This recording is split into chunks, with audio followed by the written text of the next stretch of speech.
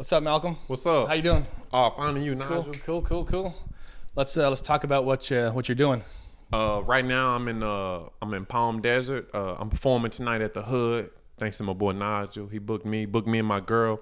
We caught a Greyhound out here. We're ready to make the folks laugh. Hopefully fart while they laugh. What's the Greyhound like coming out to Palm Springs? It was chill. Because, see, I've called it from North Carolina to California, but this one was really chill. I kind of took a little nap. It was quiet compared to the other ones I rode, but this one was more relaxed. Seriously. Yeah, I've been on the Greyhounds before, going actually out towards Mexico, and the bathrooms are always backed up, and it's always like people are just like making noise or snoring, and none of that. Was it all? Nah, this all one straight? was chill. Everybody was on the Adderall. They was all focused. Yeah, it was chill. Yep. Seriously. One track. So you've been to the Palm Springs area before, Palm Desert? No, I don't. Nah, I never been to like the Palm area. No. First time. But you were saying when we were walking earlier, Phoenix, things like that. Oh yeah, it definitely reminded me of Phoenix. So you've experienced the desert, the heat, Yeah, that kind the of heat. thing. Oh heck yeah. Yeah, because in LA it gets hot, but not like here. Yeah, this is the jungle. Yeah. So I've actually met you at the Comedy Store about 2 weeks ago, and you were highly recommended, and since then I've looked you up, and very, very good. Everything I've ever seen online is hilarious. I watched a couple podcasts. I watched the Jeremiah Wonders. Oh yeah, that was cracking me up. Yeah, Jeremiah with the microphones and the voices and the call-ins. That was tight. That's genius. Yeah, I was dying off of that. Yeah. How long have you known those guys? Kill Tony.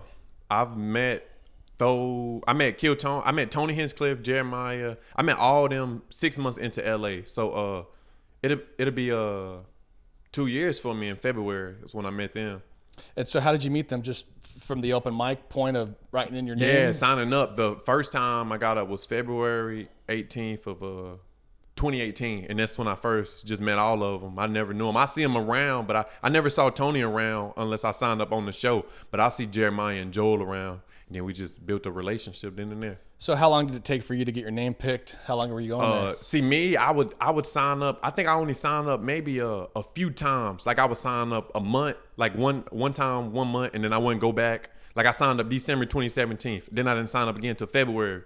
So probably like 2 or 3 times for me. Yeah. And how many names do you think they have in that hat or whatever, the bucket or whatever it is? the night I went up, if I'm not mistaken, I think it was 100 names in there. It was 100. But now I think they do it different. I think they like you sign up and then they pick the names. They like get like a chunk of names that they want, and then they put them on put the names outside of all the names in the bucket. But when I was doing it, you just had to sit through the whole thing. Yeah, they kind of screen them to make sure that they're getting at least some quality. I know some people, like when I was there, Tony's like, well, who likes to see people bomb? Yeah. Who likes to see people do good? It's like, well, you like to see people do good, but also if you bomb, that's how you get better. Yeah, that's right. Especially on a stage like that. Yeah, that's a tough stage. Yeah, but I've seen a lot of people go up there and kill it. Yeah. And you only got a minute to do it. Just 1 minute. Yeah.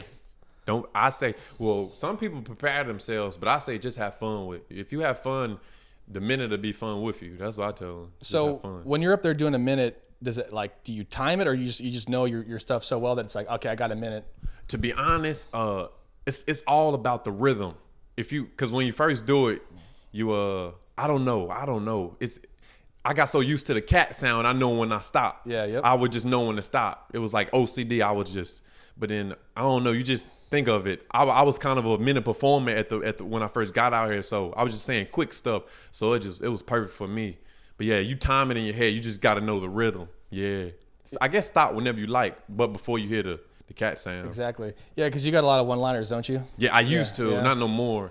Yeah, when I was on the show, I had a lot of them, but now I stretch it out now. What's wrong? Why'd you stop with the one-liners? Well, when I first got out here, because I started coming to North Carolina, it wasn't nearly as big as it is in LA. So when I first got on the Kill Tony, that was like pretty much like me really like trying comedy out. So that was me studying comedy. When I first got on Kill Tony, that was like me going really hard at comedy pretty much. I was like, oh, this is different. So I was just pretty much practicing it in 1 minute. And when I stopped it, I had went home December of 2018, and I had stopped it. I told Tom I was done with it. Not because of him or anything. I just wanted to do my own thing. And then that's when I started to stretch out my minutes, because I was doing like 20-minute sets and stuff, and it'd be like in minute increments, and I was embarrassing myself. I didn't like it. The crowd might have liked it, but I was like, I'm not this type of performer, so I wanted to stretch it out. But I still have minutes set aside when I come and pop up on the show, but I wanted to do longer sets because the minute wasn't for me. I didn't like it doing it on regular shows. It didn't feel right for me. I had some stuff to talk about. Yeah, it's good to like paint a picture. You know, it's one thing to just be like one liner, but it's one thing to like, you know, talk about a real life experience and kind of like get in, let people know who you are, where you come from, and where are you come from, because you're not really from California, right? I'm from Winston-Salem, North Carolina. What's that like? It's cool. I guess it's like everywhere else, but that's home for me, so it's a little dangerous, a lot dangerous for me. That's a reason why I left. But I love it. I really love it. I love everybody back home, but I had to separate myself to come to the West Coast if I really wanted to take comedy serious. So when you moved, it was 100% LA, or there wasn't like, I'm going to go to San Diego, I'm going to go here, I'm going to just straight LA. I was going to move to Atlanta first, but I knew that my style would be like every comic in Atlanta, and Atlanta's just like 5 hours from my hometown. So if I was to get scared, I would have just went home. Yeah. But I was like, I'm going to just go to the West Coast, and then I became homeless like a few months after being out here, so I couldn't run away. So I just sucked it all up. I was like, I'm going to come to the West Coast. It was always my dream to come out here, not to do comedy, but just as a kid, just to live out here. And I just made my mind. I want to be near the palm trees. Did you know anybody out in LA, or you met all your friends from the Comedy Store? I met everybody from the Comedy Store. It was a few buddies from North Carolina who was out here, and we linked up. But yeah, I just came on the strength. Just what made you want to go to that place in particular? Just curious. Oh, the Comedy Store. Yep. Well, when I first got out here, I was doing like flappers, bar mics and stuff, and just picking up and doing more comedy out here. I started hearing history about it. I'm a big fan of Rick.R and Robin Williams and stuff, Jim Carrey. And then I started hanging out there, and I was like, oh, this is it. This is a spot. And then I just fell in love with it. Yeah, and there's no other place like that. Yeah. Oh, heck no, not at all. That's the place to be. Besides the Comedy Store, what are some other spots you hitting out in LA?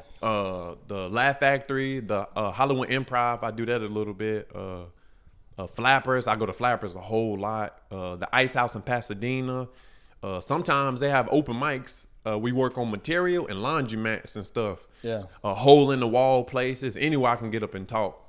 So generally for an open mic, how much time do you have to prepare? Like, you have 5 minute, 10 minute, 2 minute one? Like, how does it work? The really popular ones, like the improv, they have open mics on Tuesdays and Sundays. You only get 3 minutes because it's like 70 comics to 100 comics in the bucket.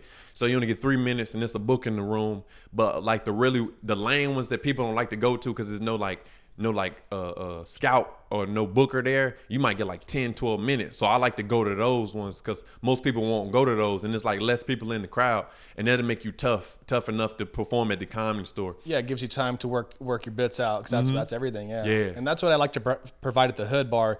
We set it like a professional setting, but I let my comics just do your thing, work it out. Like, I feel that vibe. You're gonna get paid no matter what. Just do your thing. Yeah, that's right. You're here to be funny, and maybe I'm thinking for other places like the Comedy Store, maybe there isn't room to work it out so much, because it's, it seems like that's the time where to now it's time to show what you've been working at. Yeah, true. You got to be ready there. You have to be ready. You don't have to be ready, but you would want to be. Yeah. Because you never know anywhere. You just never know out here. Yeah. So Robert, our video guy, he brought this Rick and Morty that's deal. tight. So can you tell us about, because I noticed you got some credits and it had to do with the video game? Yeah. Justin Rowland, the creator of Rick and Morty, he reached out to me maybe 8 months into Kill Tony. He DM'd me. He was like, hey, would you be interested in a voiceover or a voiceover for his cartoon or a video game voiceover or both? And I was like, yeah, of course. And then I went to the page. I was like, wait, what's up, bro? This is Rick. He was like, yeah, I'll hit you up soon. And the first time I hung out with him, I was only supposed to write jokes for the game, but he took the jokes, slung them. He hugged me. He was like, I just want to help you. And we recorded I got a voiceover. It was all his. I was just supposed to do jokes. I got to do a voiceover. I hung out at Clooney's house the first time I hung out with Justin, homeless at George Clooney's house on like Halloween. And then I crashed at his house, and then I went to work the next day, and then we've been hanging out ever since. He's so humble, man. Nice. Where did you guys track the voice? And he has like a back house. He has like his own like little studio, like a little shed. Yep. it's humbling. Like he has like hundreds of like 100 like toys everywhere. He's like a big kid. Are you guys watching like a monitor to lip sync it, or are you just Oh no, it's just like literally like you just stand up on the microphone and you just talk it. Whatever like he was pretty much giving me like ideas of stuff to say, and I'll put it in my own like rhythm. And like his engineer was like just putting it all in the computer. Like say this, Malcolm, say this. Say it, and then that was it. It was so like a studio. Are you doing like your voice? Or are you putting on a voice? As character? How does it work? For this character, for Trover Saves the Universe, is the name of the game. I'm Pink Trover. It's my voice, little country kid saying some silly stuff, just silly stuff. But yeah, it's just me. I just said a few things. I don't even remember what I said because whatever I said, it just was off the top. He was like, "Say this," and I said it, and it was polished. I was like, "Wow, nice." Have you done anything like that before? Any voice work? Yeah, I've done auditions and stuff, but nothing. Nah, that was my first time. That's awesome. That's a really good first one. Yeah, seriously. And then to become friends with the guy behind it. Yeah. Who knows what that could open up for you, because you are very talented, so they're going to recognize, and that's awesome. Thank you. What's your next gig you got? You got the Hood, and where are you going to be at next? Oh, this Thursday I'll be at the Comedy Store performing. Have you ever heard of Crack 'em Up Thursdays? No, I know they have the potluck, and they got Kill Tony, things like that. I usually go on the Monday because that's usually the one day that I could dedicate to go out there. That's a lit day too. And I've always told like you got to go on the Mondays. That's where all the talent. Yeah, it is. Monday is probably the best day to be at the store. Seriously, that's a good day. But Thursday, it's a show called Crack 'em Up Thursday. It's lit. Sometimes Dave Chappelle drops in and performs, but I'm just hosting it, bringing up comics, doing some jokes here and there. So you're hosting the show? Mm-hmm. Nice. Working on my stage presence and stuff. Yeah, the lady who runs is pretty nice. What's hosting like? To be honest, when I lived in North Carolina, a lot of my friends they shied away from it. They never wanted to host. And I didn't grow up watching Def Jam. I got into it once I got into comedy. So I studied Martin Lawrence, how he would host and stuff. And to be honest, it's cool.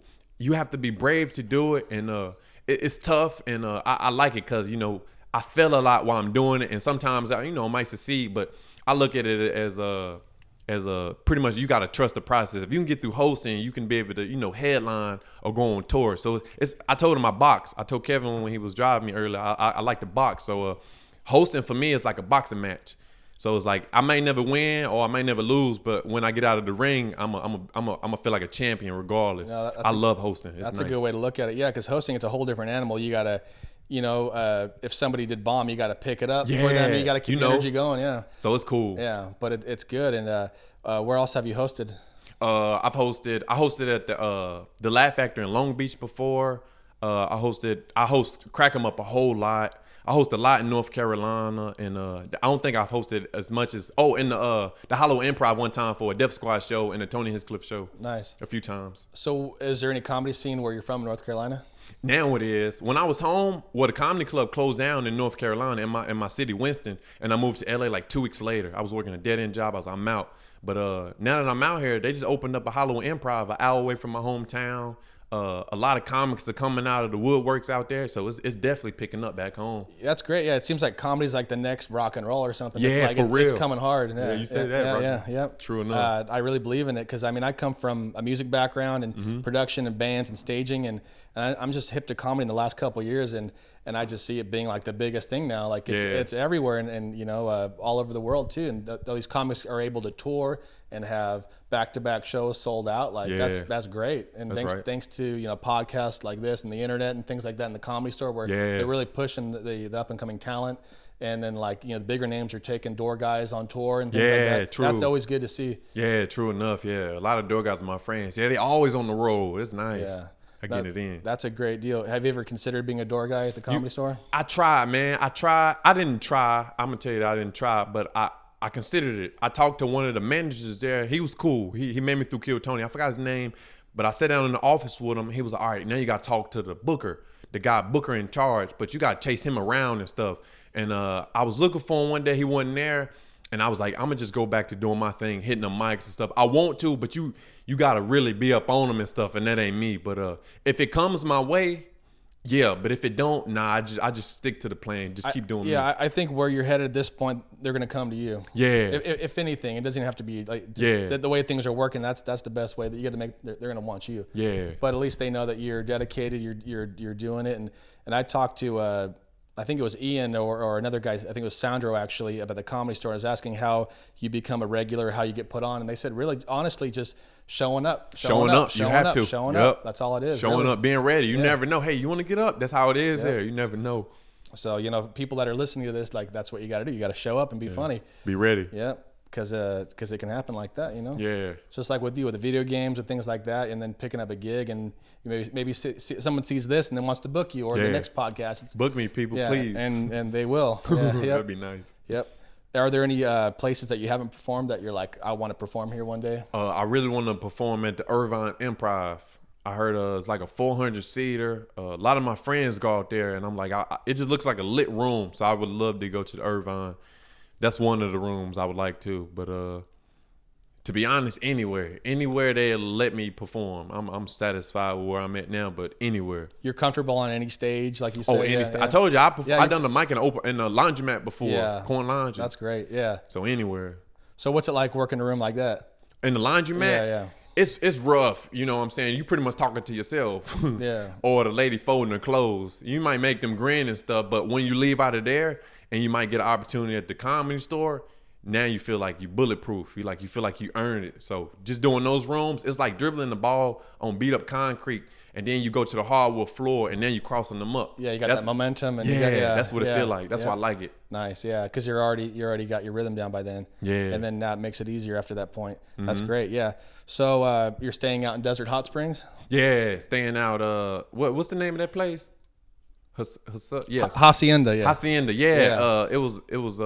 It said on the Airbnb I got, it said a cool mansion, and there's a lot of rooms in there. It's nice, man. I'm telling you, as soon as I got in there, I took everything off and walked around in my drawers and took photos of everything. But yeah, it's really nice out here. Yeah, just a fun fact. Out of all people, Mike Tyson bought a bunch of property out there, and he has like one of the world's biggest cultivation Mike Tyson of marijuana. He has a house out here. He's doing a music festival. They're doing one in October. They did one last year. They have like a whole thing. It's a big old stage, and he's throwing a lot of money in Desert Hot Springs out of all places. Yeah, I'm a big fan. I'll tell you, I box. I box on the. He's making his moves out here. Yeah. Oh yeah. I'm gonna have to hurry up and they called the Tyson Tyson Yeah. So just look up Tyson I heard him Ranch. talking about it on the. I thought it was he was talking about it on one of the Tonight shows. I actually watched a Rogan podcast, and he was talking about it then. Yeah. But I know, I have friends that have gone to it, and it's a legitimate spot where they have. And he got animals and stuff out there and stuff too. I don't know what he has, but it's gonna be called like glamping, glamorous camping. They call it, where it's like kind of bougie campsites and things like that. But that's crazy. But it's this whole like commune that they're gonna have. It's pretty sick. Oh, I'm gonna have to go. Yeah. Mike, where you at? In October. Oh yeah. He was talking about on the Tonight Show, maybe Fallon or something. I saw it on YouTube. It's a big deal, and they're doing it out here, and every year now they're gonna have bands and things like that. I'm gonna be back because a lot's going on out here actually. They're building an arena in Palm Springs where we have Coachella just about 15 minutes away from here. Yeah, true enough. And there's a lot going on, and a lot of people are taking notice to the desert. Yeah. So that's why I let people know that we're out here, and it's the High Desert Podcast, but bringing up spots like Desert Hot Springs, because there's a lot of history there actually. So. But it has the best views. There's a lot of groundwater and things like that. Yeah, this is a nice view at the place. Yeah. Seriously, you're up on the top, right? Yeah, it's really nice. I like palm trees, so whenever I see trees, I used to climb them in North Carolina. So I'm a big fan of trees, and they everywhere out here. Yeah, and like at night, usually again out in LA, there's a lot of light pollution, so you can't really see the stars. Yeah. But at night in Desert Hot Springs, you look up, man, you could see. It's pretty cool. Yeah. Oh, that's the cool thing about for the desert. Yeah. I need some shrooms. All the comics, when they come out, they always go to Joshua Tree, and they're always I hear about Joshua Tree. That's like a rite of passage for these comics. Yeah. To go up and have a good time. Yeah.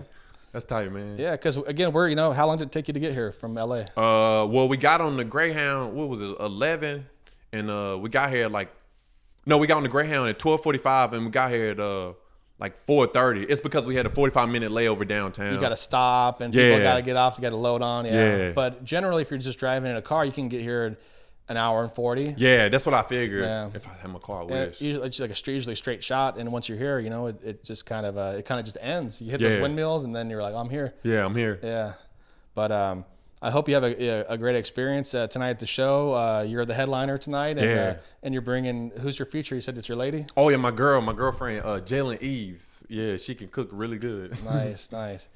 So, have you guys done any shows together? Oh yeah, we done a few shows in Sacramento. Yeah, and a few in California. Shoot, we perform every time we stay together, so we always performing in front of each other. I'm booing her, she booing me, stuff like That's that. good. You guys ever write together? All the time. Heck yeah. She forgot a notebook on the way here. I almost said you ain't getting up. You got a slipper, the old the other notebook. Yeah. Yeah, true enough. Yeah, good stuff. So how often are you writing? I write every day now. It's only because if you don't write, some people don't write. I guess you don't have to if you know what you're talking about. But when you write, it's discipline. So if I got an idea and I just write it down, I might not say I put it down on paper, but when I'm on the stage, I got a lot more confidence, a lot braver. So I try to write every day. Plus, I want to learn how to write like movies and scripts. So it's like if you want to be a better writer, you just got to write. So I'm trying every day, at least a few pages. Maybe a few paragraphs, just something. Got to put something down, goals or something. So when you're writing something down, is it just like a couple words here and then you connect the dots, or is it like a full-on idea that you're writing down? Oh, nah. Sometimes it's a full idea. Most of the time, if I'm working at my job, somebody come in and we talking about something, I might write the conversation down. Yo, this chicken is really good. I'm from there. I might just write it down, because one day I'm not gonna be here and somebody gonna pick up that journal with my journals, and they gonna see the date and what I was doing, and that's the only reason I write down everything. So yeah, sometimes it's just like bullet points or paragraphs. It just depends. It depends on if I'm lazy or not. But I try to write it down though. So what time are you gonna be leaving in the morning? You're gonna spend the night out here and enjoy the night? Yeah, I'm gonna stay out here. The bus picks us. We got dropped off at the gas station. No Greyhound station out here, but the gas station had AC. But 9:55 in the morning, I'll be headed back to LA. Nice. Well, I want to thank you for coming, and I hope thank you for allowing me. Seriously, and we're gonna wrap this up only because we have a show to get to. Yeah, we gotta go run the clock. We got people waiting for you, and it's gonna be great. Yeah. So Malcolm, thank you again so much. Thank man. you. You're Thank you, Nigel. real talent, and the people are gonna love you tonight. So I'm happy that you're coming and make it all happen. So thank you again. Heck yeah. Right on. We out here at the desert.